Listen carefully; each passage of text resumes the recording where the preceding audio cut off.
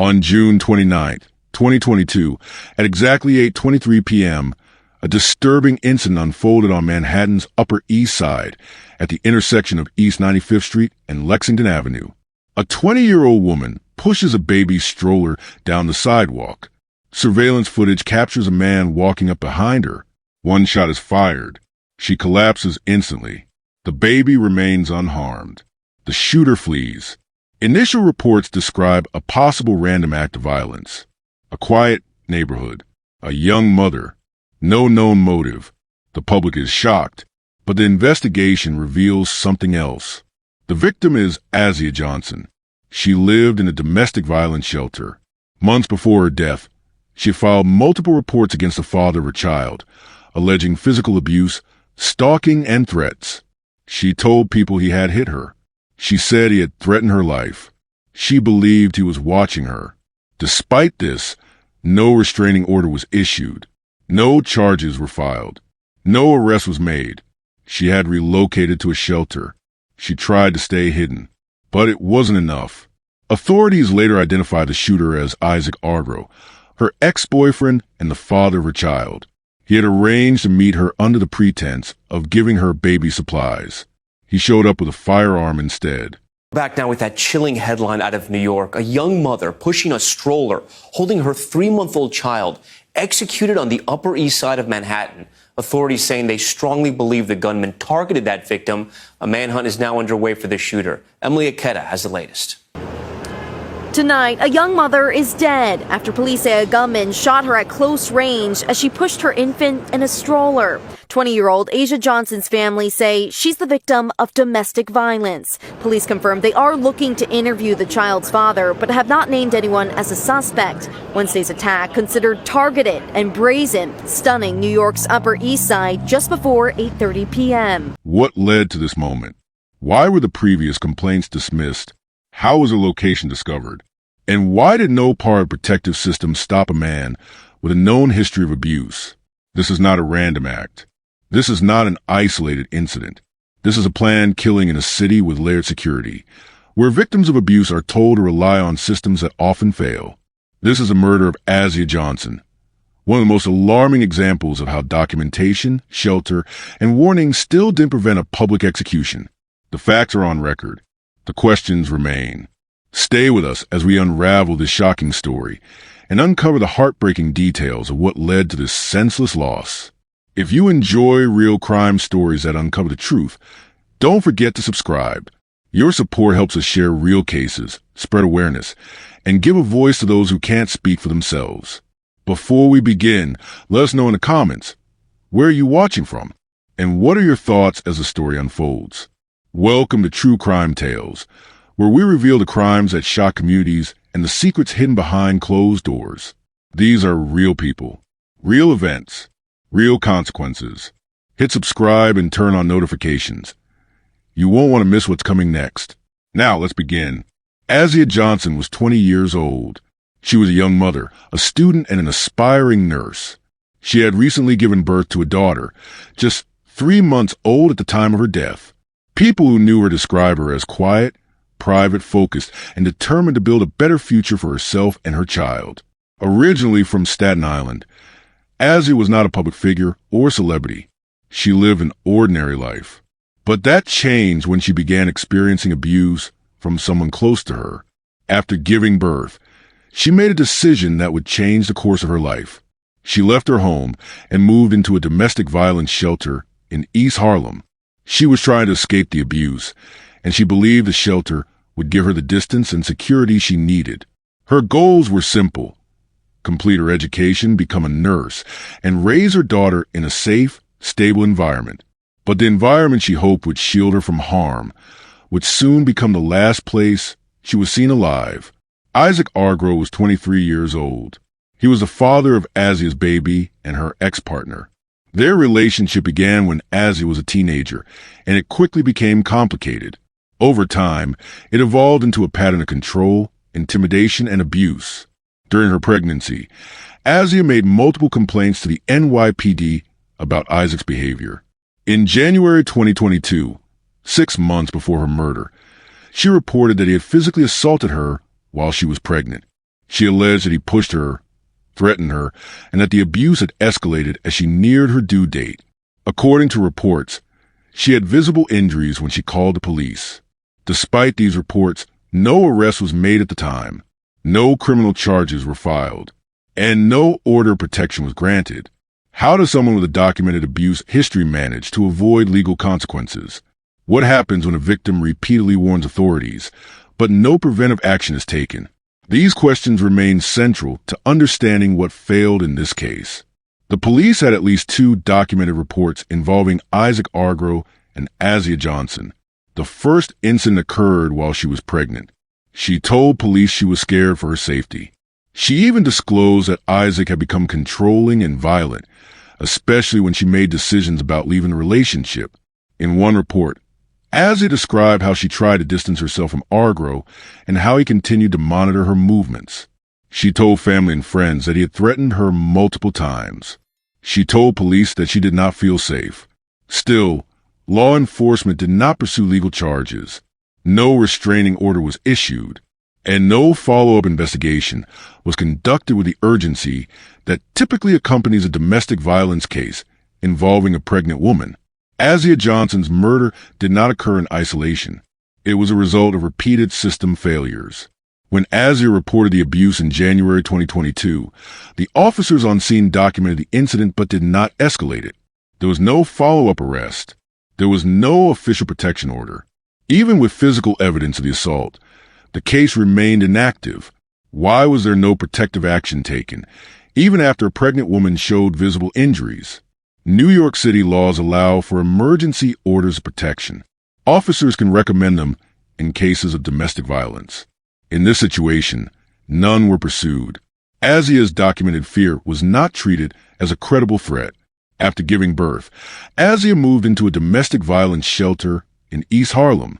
Shelters are meant to be confidential and secure. Their addresses are not shared publicly, and residents are typically advised not to disclose their location. Yet somehow, Isaac Argro knew where Asia was. This prompts another critical viewer question.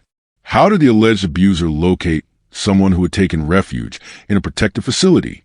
This may indicate that the shelter's location was compromised, or that Asia had been followed or monitored, whether by digital means, GPS, shared apps, or social media, or through physical surveillance. Her location was not secret enough. Another possibility. Did Asia ever inform law enforcement that Argro knew where she was? If so, what action was taken? The primary function of a domestic violence shelter is to protect, but shelters alone cannot stop violent offenders. Law enforcement must act on credible threats. In this case, there was no indication that the police treated Isaac Argro as a serious or imminent danger, even after he had already demonstrated violent behavior. From the January assault to the weeks leading up to the murder, law enforcement did not intervene in a meaningful way. Asia's complaints remain on record, but were not escalated. One must ask, was her case deprioritized because of her age? Did being a young, black woman influence the response to her reports? While this report focuses strictly on facts, these questions remain valid in understanding gaps in public safety and response mechanisms. January 2022 assault report, a clear opportunity for an arrest, protective order, and investigation. Postpartum relocation. Asia sought help, a move that signals serious concern. This should have triggered monitoring of the suspect. Repeated warnings. Friends and family later confirmed that Asia consistently warned about her fears. These could have been used to establish intent. Each of these moments was a chance to intervene. Reports show that Asia spoke to multiple people about her concerns. She told her mother, her friends, and reportedly even law enforcement that she feared for her life.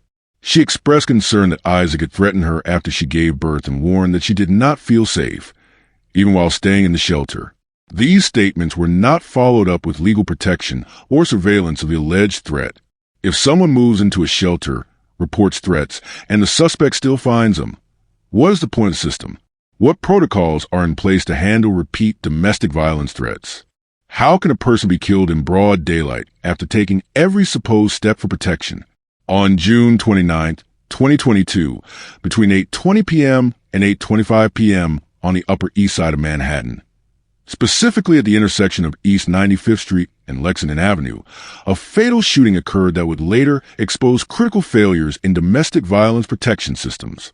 Asia Johnson, 20 years old, was last seen leaving her domestic violence shelter residence in East Harlem earlier in the evening. Her movement from the shelter to the Upper East Side was later traced through surveillance and phone data. She had informed a family member that she was planning to meet Isaac Argro, the father of her child, to retrieve baby items. This message was sent via text. Hours before her death, Johnson reportedly received messages from Argro arranging a meetup under the pretense of returning belongings for their child. According to digital records obtained later by authorities, Argro insisted on meeting at a specific location, East 95th Street, near where she was ultimately shot. Investigators later interpreted this arrangement as part of a premeditated setup. Surveillance cameras in the area captured Johnson walking along the sidewalk, pushing a gray baby stroller. She appeared to be looking straight ahead, unaware that a man in a black hoodie, black pants, and a ski mask was walking behind her. The man paused briefly several feet behind her before raising a firearm and discharging one round into the back of her head. Johnson collapsed. The stroller, with her 3-month-old child inside, rolled forward. The baby was not injured. The shooting occurred on the sidewalk along a residential block near the Samuel Seabury playground. Residents reported hearing a single loud pop, but assumed it was a firework until they saw Johnson lying motionless on the pavement. Witnesses immediately called 911. Emergency medical technicians arrived shortly after 8:25 p.m. NYPD officers and paramedics secured the scene, tended to the baby, and confirmed Johnson had died at the scene from a single gunshot wound to the head. The stroller was pushed away from the line of fire, indicating the child was not the intended target. Initially, police classified the incident as a possible random shooting. Early press reports emphasized the public location and the victim's profile as a young mother. NYPD briefing stated the incident had no clear suspect. There was no immediate mention of a domestic connection. By the following day, NYPD homicide investigators began reviewing footage from multiple buildings. A pattern began to emerge. The suspect appeared to have been in the area at least 20 minutes prior, pacing and surveying the street. Analysts later identified him as Isaac Argro based on body build and movements. Surveillance footage showed him leaving the scene quickly after the shooting. Detectives traced Argro's movement through nearby surveillance and transportation footage. Additionally, geolocation data from a cell phone placed him near the scene minutes before and after the murder. License plate readers in the area also showed a vehicle registered to him within 3 blocks of the shooting shortly before the incident. Phone records revealed recent messages between Johnson and Argro. Investigators recovered conversations in which Argro insisted on a meeting. A search of his Google history and Maps data revealed he had researched the area earlier that week. Cell tower data confirmed he was in close proximity at the time of the shooting. Argro had posted cryptic messages in the weeks leading up to the incident. Though not direct threats, investigators determined they hinted at anger toward Johnson, custody issues, and his dissatisfaction with the legal system. Isaac Argro was arrested on July 1st, 2022, 2 days after shooting. He was located in Queens. Upon arrest, he was unarmed and did not resist. He was charged with the following: second-degree murder, criminal possession of a weapon. During questioning, Argro denied involvement. He stated he had not seen Johnson that day. However, surveillance, phone, and GPS data contradicted his statement. Detectives presented this data to support premeditation. Was this truly premeditated based on the data and evidence? Could police have intervened after the January domestic violence complaint? Why wasn't a restraining order in place before June 29th?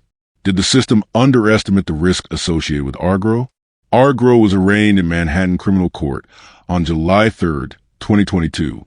The judge denied bail. Prosecutors cited him as a flight risk and a danger to public safety. The criminal complaint included video, GPS, and digital evidence supporting intentional homicide. On July 12, 2022, a New York County grand jury indicted Isaac Argro on the following charges: 1 count of second-degree murder, intentional murder, 2 counts of criminal possession of a firearm, loaded and unlicensed weapon.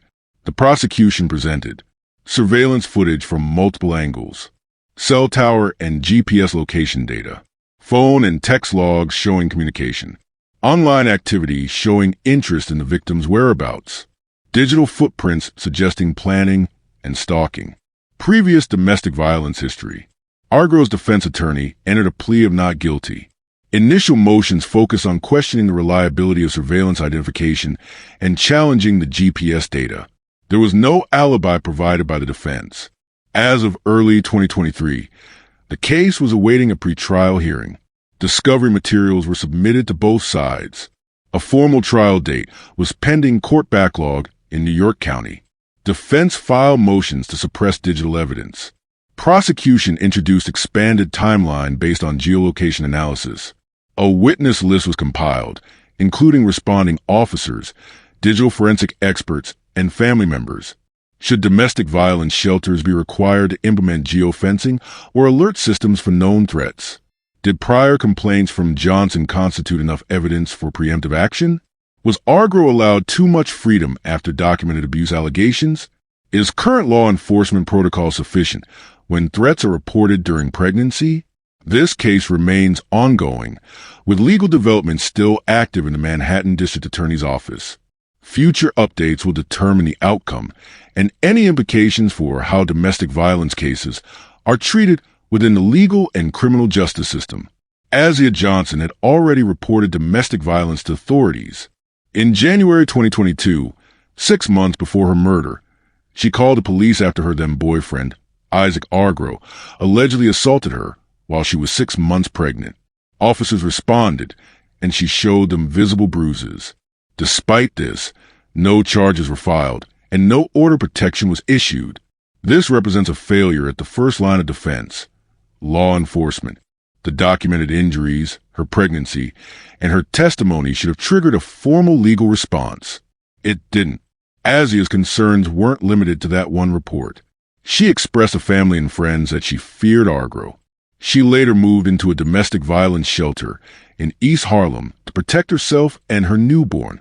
Still, the system allowed her abuser to remain free, with no visible restrictions on his movements or contact with her. The absence of legal accountability created an opening for further violence. Asia had relocated for safety, yet Isaac Argro was able to locate her and lure her to 95th and Lexington Avenue. One of the unanswered questions is whether her shelter location was compromised. Some theories suggest Argro used digital means, tracking her through her phone or social media. Others believe he manipulated her emotionally by requesting a meeting under the pretense of giving baby supplies. The exact method has not been disclosed publicly. If Argro did indeed exploit a known weakness in domestic violence shelter security, it raises concerns about how secure these facilities actually are, especially when abusers are determined and resourceful. The investigation has not confirmed whether there was a leak or simply a failure in communication protocols that should have warned her not to meet alone. Asia's complaints and visible injuries were clear indicators of a potentially violent domestic environment. The fact that she was pregnant during one alleged assault raises the issue of child endangerment. While she later gave birth safely, the risk to both mother and unborn child existed months earlier. Child Protective Services, CPS, often gets involved when children are present in dangerous environments. In this case, the question remains, why weren't CPS actions initiated to assess the father's fitness or issue protective orders that would shield both the mother and child from further contact? With the presence of an infant, the state's role in evaluating threats becomes even more critical. Yet no court order or custody review occurred before the fatal event. The lack of response to Asia's abuse reports follows a recurring pattern in domestic violence cases. Without physical evidence or repeated calls, some cases are deprioritized. However, Asia had visible injuries and had informed officers of threats. The failure to escalate her case demonstrates breakdowns in protocol, a possible lack of training, or indifference. There's no indication that law enforcement officers referred her to legal aid services, trauma support, or secured a court date for protective measures. Her abuse complaint appears to have remained on paper, without the institutional follow-through required for prevention. After Asia was murdered, Her 3-month-old daughter, who was in the stroller at the scene, was placed under temporary care by family members. The child was physically unharmed but left without her mother. Reports suggest that the father, Isaac Argro, did not immediately pursue custody. Due to the nature of the charges against him and the evidence of violence, he is unlikely to be granted custodial rights. The child's long-term guardianship is now a matter of family court and child welfare review. Community advocates and activists held vigils and demonstrations in Asia's name. Protesters demanded transparency from NYPD and reform in domestic violence handling. Activist groups also criticized the city's failure to provide meaningful protective options. Domestic violence shelters began reviewing their internal procedures, and pressure mounted on government agencies to evaluate systemic weaknesses. However, no citywide policy changes were enacted immediately following the murder. So far, there's been no public disciplinary action taken against the officers who responded to Asia's earlier abuse complaints. Internal reviews may have occurred, but no findings were made public. The lack of accountability has led to further criticism of NYPD's domestic violence response protocols. In multiple cases across New York, officers have been accused of downplaying domestic violence, failing to arrest offenders, and not following through with reports. This case has become an example of what happens when warning signs are ignored. City officials express regret, but stop short of accepting direct responsibility. The mayor's office acknowledged the tragedy and emphasized the need for improved protective systems. No specific legislative or policy reforms were announced in direct response to Asia's murder. Advocacy groups continue to lobby for citywide mandatory domestic violence response training, a citywide protective order task force, and improved communication between shelters and law enforcement. Incremental efforts have been made. Some shelters increased privacy protocols. NYPD updated internal guidelines around responding to abuse cases involving pregnant women.